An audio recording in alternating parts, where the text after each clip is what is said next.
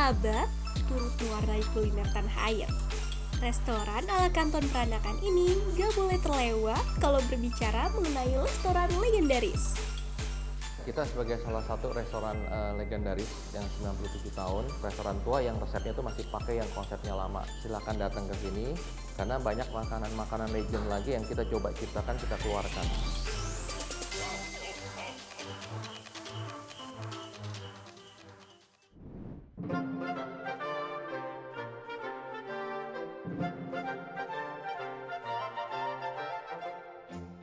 Sobat Rasa Jakarta, bisakah membayangkan bagaimana cita rasa kuliner tanah air di tahun 1920-an? Di mana kala itu Indonesia masih berada di bawah kekuasaan Belanda.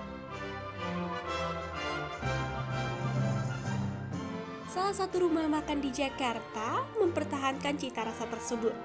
Sehingga kini generasi muda pun bisa mencicipi ragam kekayaan masakan di masa lampau. Dulu generasi pertama estafet dengan generasi kedua. Chefnya itu istilahnya memang estafet. Nah, setelah kakek saya meninggal tahun 58, otomatis orang tua saya sendiri. Tapi pada saat saya lahir umur 13 tahun, saya sudah berdampingan. Sampai kemarin tahun 2005 kan dia meninggal. Jadi setelah sekian puluh tahun saya bergandengan tangan. Jadi banyak sekali resep-resep yang kita pelajarin atau diturunin dari kakek. Secara nggak langsung kan dari kakek turunin ke orang tua, dari orang tua turun ke saya, kayak begitu. Tercatat, Ekaria Restoran membawa hidangan kanton ke tanah air pada tahun 1925. Meski sudah diwariskan pada generasi ketiga, ternyata keotentikannya masih bisa dirasakan. Sebenarnya sebelum 1925 itu kakek udah mendarat ke sini. Namanya perantau kan kadang-kadang nyari bagaimana sih biar bisa makan, bisa hidup. Apa sih yang bisa dilakukan? Nah, kebetulan dia ada dasar bisa masaknya. Dia coba dengan masakan-masakan dulu yang dia bisa. Dia ramu sedikit-sedikit. Kebetulan kan jadi ini dari zaman itu zaman Belanda. Apa sih yang disukain sama orang Belanda? Terutama kalau orang-orang barat, itu sukanya tuh larinya ke asam manis.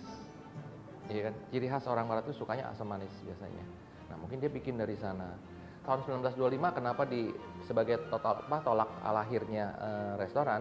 Karena pada saat itu gedungnya berdiri.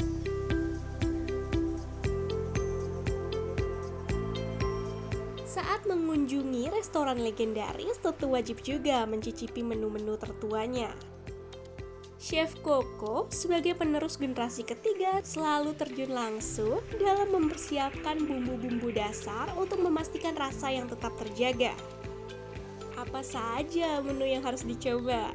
Pertama adalah hidangan ayam asam manis. Ayam filet digoreng dengan tepung hingga garing, kemudian ditumis dengan paprika, nanas segar, dan saus asam manis yang kental. Menu asam manis ini tersedia dalam pilihan ayam dan ikan. Kemudian menu tertua yang juga merupakan menu dengan permintaan terbanyak adalah burung dara goreng. Memakai burung dara muda sehingga teksturnya masih empuk dan juga renyah.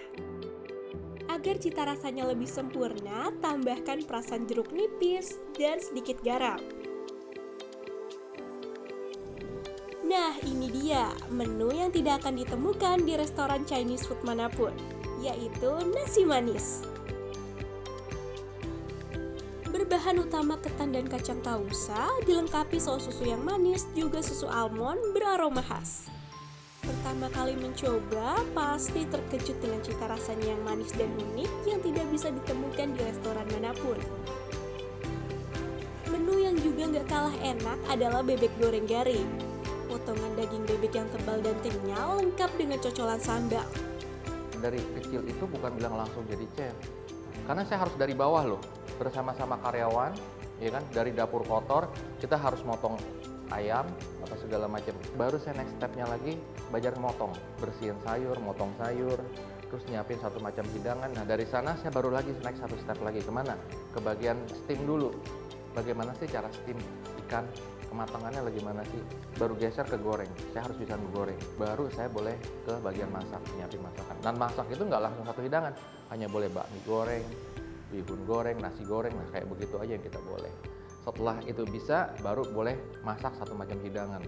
Jadi semua lini itu harus saya laluin. Karena dari kakek saya berpesan, kalau memang lu niat buka restoran, lu harus bisa semua lini. Ekaria Restoran mengalami beberapa kali perpindahan lokasi. Mulai dari pusat perdagangan Glodok pada tahun 1925 hingga tahun 1967. Kemudian berpindah ke Pasar Lina Tefes, berpindah lagi ke daerah Batu Ceper, hingga saat ini di Jalan Kiai Haji Zainul Arifin, Jakarta Pusat. Di tahun 2019, salah satu restoran Chinese food tertua di Indonesia ini mengubah desain dari klasik ke modern style. Terpajang foto-foto lama yang syarat akan sejarah. Tak hanya membawa kenangan bagi pengunjung yang sudah menjadi pelanggan dari generasi ke generasi, tetapi juga memberi pengetahuan bagi pengunjung generasi muda tentang perjalanan panjang restoran dari masa ke masa. Terdapat juga area outdoor nyaman yang mengarah langsung ke jalan. Dulu namanya pakai nama Jit Lok Yun. Atau kalau misalnya itu kadang-kadang ada 5 kata, I Lo Yen Ciu Chia. Ciu Chia itu sebenarnya itu rumah makan. Karena pesan dari kakek, kita jangan sombong. Kadang-kadang orang pakai itu gedung pertemuan atau gedung satu. Kita enggak, kita pakainya rumah makan.